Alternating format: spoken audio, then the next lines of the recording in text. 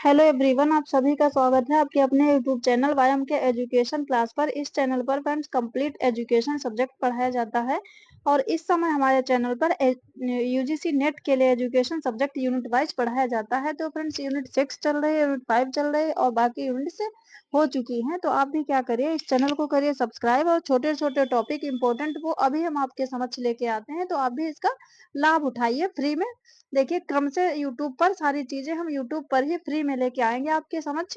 तो देखिए क्या है, आज हम पढ़ेंगे यूनिट 5 में पाठचर्या विकास में यूजीसी की भूमिका क्या है।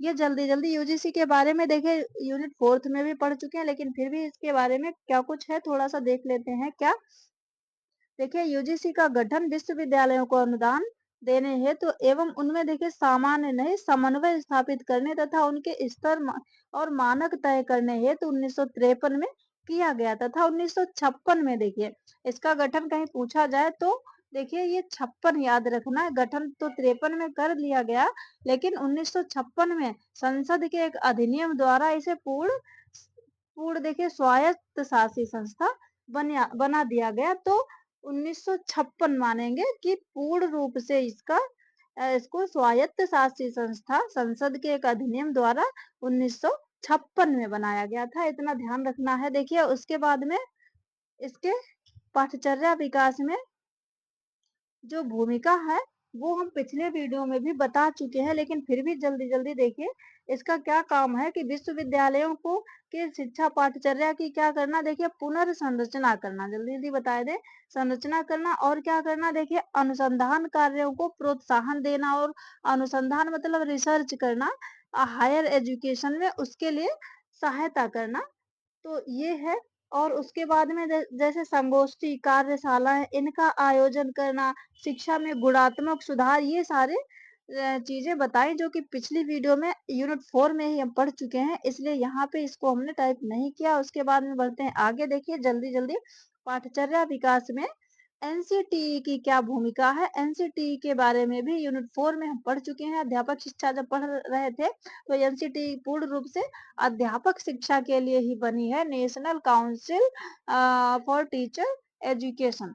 तो देखिए शिक्षा आयोग, इसके बारे में देखिए शिक्षा आयोग 1964-66 जो कोठारी आयोग है, तो इसके सुझावों के आधार पर राष्ट्रीय अध्यापक शिक्षा परिषद की स्थापना देखिए ध्यान से कैसे इसकी पूरी प्रोसेस 1973 में की गई थी, 1973 में।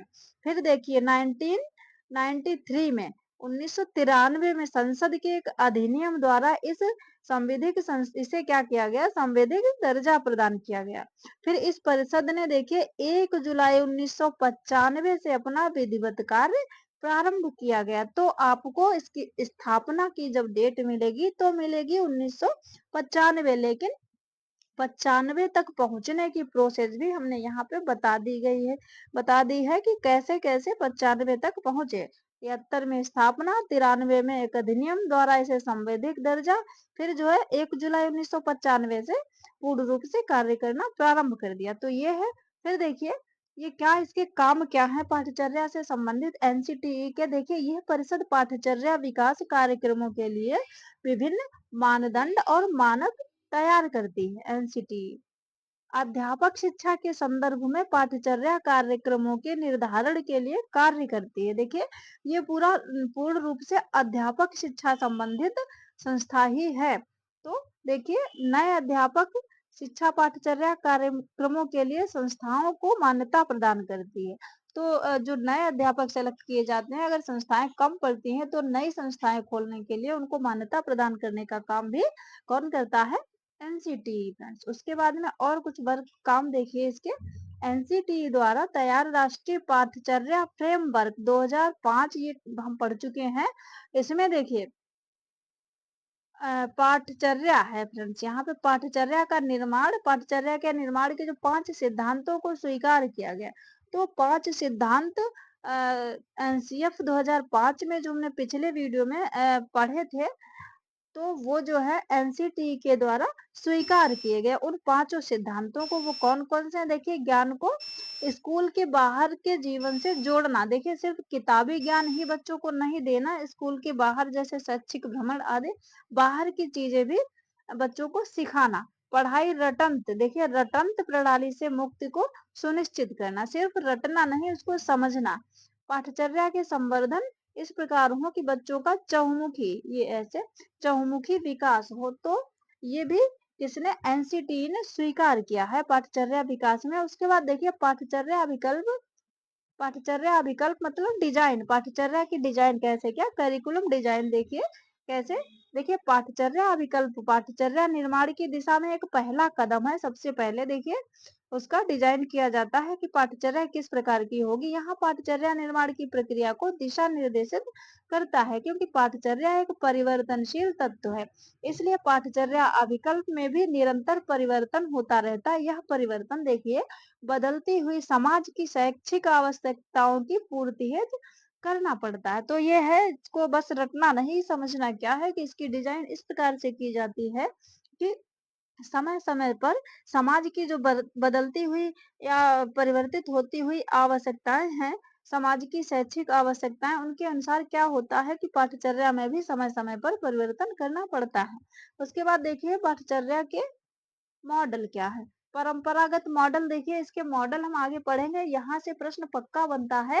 तो इस टॉपिक को मॉडल वाला कल के वीडियो में पूरा हम लेके आएंगे। जो मॉडल वो बहुत ध्यान से पढ़ने हैं। अभी देखिए सिर्फ थोड़ा सा, वर्ष 1949 में रॉल्फ टेलर ने परंपरागत मॉडल, इस मॉडल को तैयार किया था। किसको, परंपरागत मॉडल, कौन, रॉल्फ टेलर, याद रखना है। और कब, 1949 में। परंपरागत मॉडल प्रक्रिया में प्रशिक्षक पाठ्यक्रम के उद्देश्यों की रूपरेखा तैयार करते हैं, और देखिए पाठ्यक्रम के छात्र अधिगम के उद्देश्यों के माध्यम से अपेक्षित कार्यक्रम परिणाम प्राप्त होते हैं। तो बस इसमें क्या ध्यान रखना, परंपरागत मॉडल रॉल्फ टेलर और 1949 में तैयार किया। बाकी मॉडल हम पढ़ेंगे नेक्स्ट वीडियो में। फ्रेंड्स आज के लिए इतना ही। अगर आपको ये सारी चीजें समझ में आई हो तो क्या करिए, वीडियो को लाइक कर लीजिए, चैनल को सब्सक्राइब कर लीजिए और अपने स्टडी ग्रुप में भी शेयर कर दीजिए। अगर आपको हमारा पढ़ाना थोड़ा सा भी समझ में आता है, इतना तो क्लियर है कि इस चैनल पर जो भी चीजें पढ़ाई जाएंगी उनका कॉन्सेप्ट आपको समझ में आएगा, और पढ़ते ही सारी चीजें हम फ्री में अनवरत रूप से जून के बाद भी जारी रखेंगे। इसलिए चैनल को सब्सक्राइब अभी से करके रखिए, और जून तक जितना हो सकेगा, यूनिट देखिए 6 चल ही रही है, बाकी कोशिश करेंगे पूरी हम कंप्लीट करने की। तो थ्योरी आप अपना प्रैक्टिस कर रहे होंगे, थ्योरी इस चैनल पर पढ़ के आप तैयार कर सकते हैं। तो आज के लिए इतना ही।